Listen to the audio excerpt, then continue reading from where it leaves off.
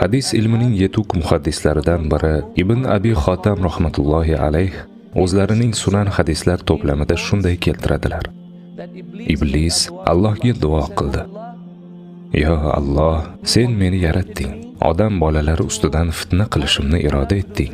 Sen izn bermaguningcha menda odam bolalari ustidan hukmronlik yo'q. Mening odam bolalariga fitnada sababchi bo'lishim uchun kuch-qudrat ber.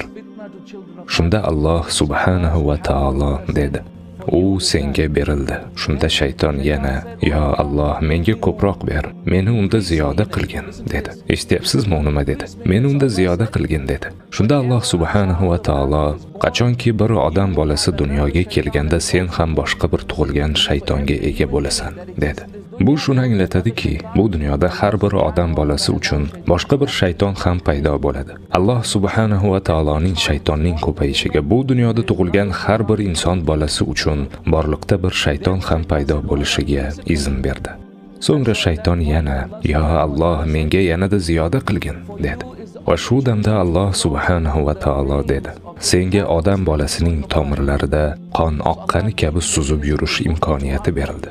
Shunday qilib Alloh subhanahu va taolo unga bizning tanamizga kirish, vasvasa qilish va bizning aql idrokimiz bilan o'ynashish qobiliyatini berdi. Xuddi bizning chuqur o'ylarimizdek, ongimizda bildirmasdan bizga ovozlar qila oladi. Biroq aslida u shayton.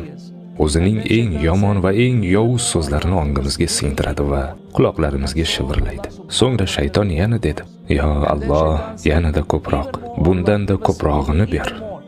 Va shunda Alloh subhanahu va taolo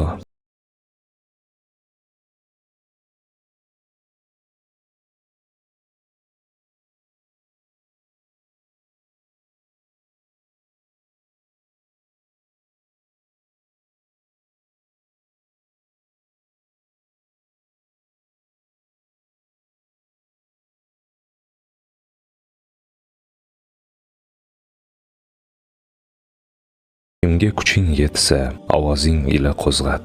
Ularning ustiga otliq va piyoda askaringni tort. Ularga mollarda va bolalarda sherik bo'l va va'dalar qil, dedi. Shayton ularga g'ururdan boshqani va'da qilmas. Isro surasi 64-oyat.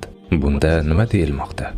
Ey shayton, o'z kuchlaringni va qo'shinlaringni to'pla, jahannam olovidan bo'lgan otlaringni to'pla. Qo'shinlaringni, shaytonlaringni to'pla. Hammasini jamla va insoniyatga hamla qil, o'z urushingni och. Bor, yovuz kuchlaring bilan ularga hujum qil, hamma narsani va'da qil. Sizlarga shayton nimani va'da qilsa, u sarobdan boshqa narsa emas. U orzudan bo'lak hech narsa emas. U shunchaki fasod, u soxta, u yolg'ondan boshqa hech narsa emas.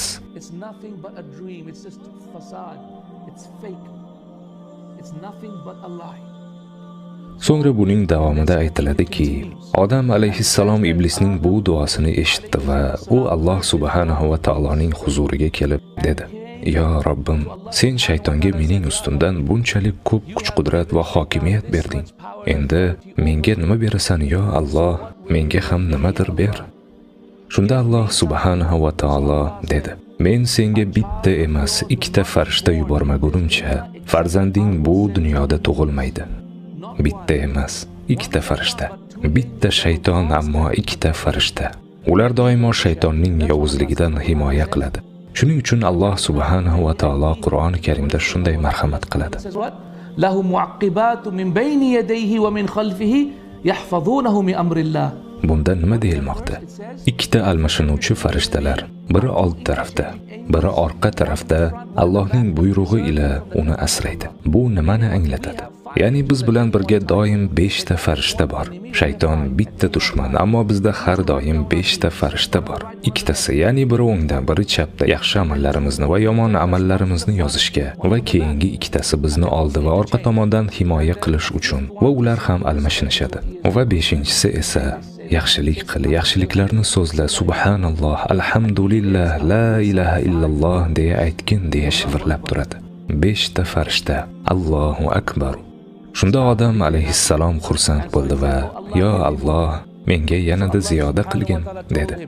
Shunda Alloh subhanahu va taolo unga shunday marhamat qildi: har bir qilgan yomon amaling uchun uning o'zini yozaman yoki uni o'chirib yuboraman, lekin har bir yaxshi amaling uchun 10 ta yaxshilik, hasanot yozaman. Shundan so'ng u xursand bo'ldi va yo Alloh, menga yanada ziyoda qilgin dedi.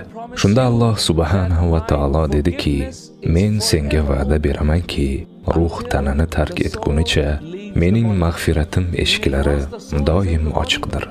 Bu shuni anglatadiki, ruh tanada ekan, Allohning tavba eshiklari doimo ochiqdir. Shayton 4 marta so'ragan edi-ku. Shunday qilib bizning otamiz Odam alayhissalom ham 4-marta so'radi: "Ya Robbim, menga bundan-da ziyoda qilgin." Va Alloh subhanahu va taolo marhamat qildi. Qul ya ibadiyallazina asrafu ala anfusihim la taqnatu min rahmatillah. Sen mening tarafimdan, ey o'z jonlariga isrof, javr qilgan bandalarim, Allohning rahmatidan noumid bo'lmang. Ya'ni hech qachon noumid bo'lmang. Aslo. Alloh bizni naqadar yaxshi ko'rishi haqida umuman shubhaga bormang. U biz uchun shunchalik ko'p qayg'uradiki, u zot bizni jannatda ko'rishni xohlaydi. U bizlarni jazolash uchun yaratgani yo'q. Shuning uchun bu oyat Qur'oni Karimdagi eng ulug' oyatlardan biridir. Ba'zi ulamolar aytadilarki, oyatlarning eng buyugi oyatul kursi. Boshqa birlari esa Alloh subhanahu va taolo haqidagi eng buyuk oyat qaysi ekaniga Ixlos surasi deyshadi, to'g'rimi? Va so'ngra ular aytishadiki, baxt, saodat, umidvorlik uchun eng buyuk oyat qaysi? Mana haqiqiy baxt, saodat, umidvorlik oyati. Qul ya ibadiyallazina asrafu ala anfusihim la taqnatu. Sen mening tarafimdan, ey o'z jonlariga isrof, javr qilgan bandalarim, Allohning rahmatidan noumid bo'lmang. Albatta Alloh barcha gunohlarni mag'firat etar. Alloh subhanahu va taolo sizning barcha gunohlaringizni kechiradi. Alloh taolo kechirishni sevadi. Sizning o'tmishdagi, kelajakdagi va hozirdagi har bir gunohingizni kechiradi. Albatta, uning o'zi o'ta mag'firatli va o'ta rahimli zotdir, deb aytdi. Zumar surasi 53-oyat.